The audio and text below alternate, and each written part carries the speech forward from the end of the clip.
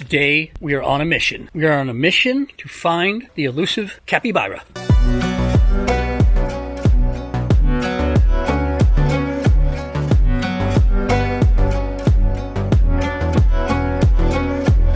If you've been on Instagram or the internet at all over the last 5 years and you haven't been living under a rock, I'm sure you know what a capybara is. It's a very large rodent, about the same size as a dog, like the theme song, capybara, capybara, capybara, capybara. I think they're amazing. They're very social. They're very chill. They don't get bothered by other animals, and I just want to see one. I know I've seen them online, but it's like fireworks or northern lights. It's just not the same thing watching a video one. I want to see one in person. I don't know if I'm going to be able to. I know they are native to Brazil, and I've heard through the nomad grapevine and Facebook groups and WhatsApp groups that they exist at this shopping center. They live at this shopping center. There's like a family of them there. So I'm going to head on over to that shopping center. Apparently there's some sort of a water feature, like a lake or a lagoon or a moat surrounding it. I don't know if they're trying to keep pirates and knights out or what, but there's some sort of water feature there that the capybara apparently like and hang out in. So we're going to try to find these capybara. We're going to walk over there, and we're either going to find them or we're not. Actually, we're not going to walk over there. We're going to take the bus over there because it's in a mall.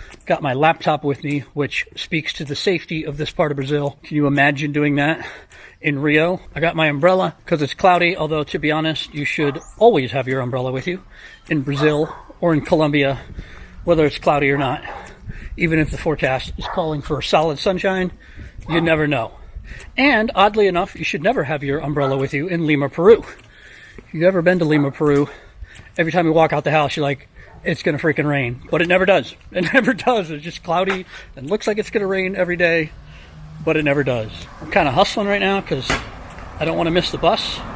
If it comes on time or 1 minute late, I'm fine, or even 1 minute early. But if it comes 5 minutes early, I'm going to miss it.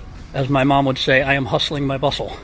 As per usual, the bus is 10 minutes late, so now I'm 12 minutes early after all my hustling. So I just get to sit here near the smelliest garbage cans in Brazil. Well, the bus never came. Google, who has never steered me wrong on the bus schedule in Florianópolis, Brazil, totally wrong this time. The scheduled time came and went. I waited 8 more minutes and said the next one's not coming for an hour. So I'm going to the gym, and then we'll see where we're at after the gym. I almost forgot I got to go to the bank. Try to figure out how much money I need for the next 6 days here in Brazil. Believe it or not, I've only been running through about $100 US a week in living expenses. So $400 a month outside of rent. My rent last month was $600. Not bad. Brazil is a expensive country for South America, but still dramatically cheaper than the States, especially rent. Well, this is turning out to be a great day. The bank gave me 5 100 real bills. They're like impossible to break. No one wants to give you change. So that'll be fun. When you're at the bank using the ATM in a foreign country with a US card, always remember, no matter where you are, what language the ATM is. Usually you can select English. Always decline the conversion. They present it to you like you have to accept it. You don't have to. You can decline, you can cancel. It looks like if you push cancel, you're canceling the transaction, but you're not. Because if you accept the local bank's conversion, they always mark it up. Damn, I usually love vlogging, but I am having a heck of a time with it today. Anytime I start the camera, a motorcycle or a loud-ass bus comes by. Tried to show you guys some capybara, but that bus is going to be an hour late. Tried to go to the ATM and get some cash, and the stupid ATM gave me all big bills. And my camera won't even expose my face properly. It wants to expose the sky behind me. I'm having a day, man. I'm having a day. But this brings up a very important life lesson, and that is resilience. Look at this lovely yellow background we're going to film in front of now, since I obviously can't film on the street today. You're not going to be able to avoid problems in life. You're just not. It's not a practical solution. You're going to have problems. What's important is to develop resilience, and I have been very guilty of not being resilient in the past.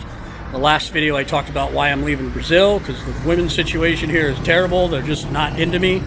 There was a time in the past when if I went on 3 or 4 bad dates and was getting nowhere, I couldn't leave that behind, and I would take that mental baggage with me going forward, and I'd be down on everything, and these girls don't like me, it's never going to work out.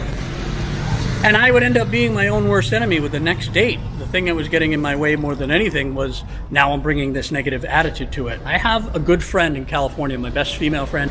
Quality I admire most about her is her resilience. She had a marriage fall apart very quickly after it started, but I thought she would be devastated. This was a guy she had dated for a number of years. They got married and it fell apart pretty quickly, and she bounced back in a matter of months. Yes, she was sad. Yes, she cried about it. And I'm sure even after she appeared normal and happy, she still had some very sad private moments. But for the most part, she shook that shit off and got on with her life. And I really admired how quickly she did that. You know what? Sometimes life, for no reason, just kicks your ass. So today I could get all butthurt and be like, oh, you didn't get to see the capybara. Stupid ATM gave me big bills instead of little bills. Stupid camera won't focus on my face. Every time I try to vlog, it's a loud ass motorcycle or a loud ass bus. But you know what? It'd be better if I just shook it off. The next time I press record, we're starting fresh. Don't worry about all that stuff. Don't you guys worry about seeing those capybara. All right, I went to the gym. As you can see, I got totally swole, bro. So now Google is telling me not to vlog in front of loud traffic. Google is telling me 5 minutes till the next bus. There's still hope for our capybara.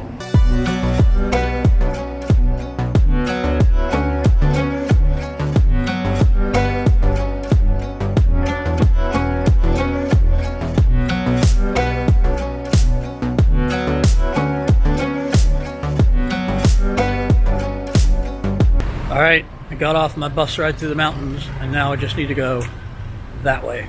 I found some water, but I don't see anything that looks like a giant guinea pig. But we're not giving up yet. The mall itself is pretty gigantic. We'll go in there and see what we can see. But if these little buggers were going to be anywhere, they'd be in the water over here. The mall here is very nice and is 6 stories tall. I take it back, it's 8 stories tall. 1, 2, 3, 4, 5, 6, 7, 8. Oh my god. Oh my god, I see them. I see them. I see them. Holy.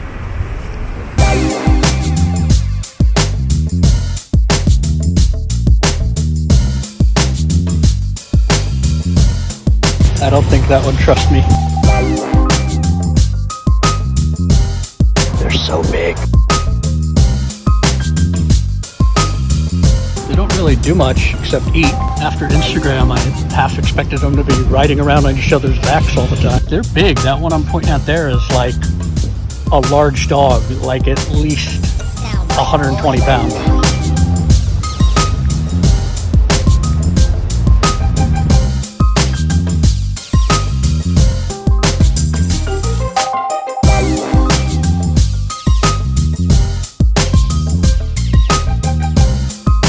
Alright, they're kind of big and really close. So I think I might get the hell out of here. Mission accomplished.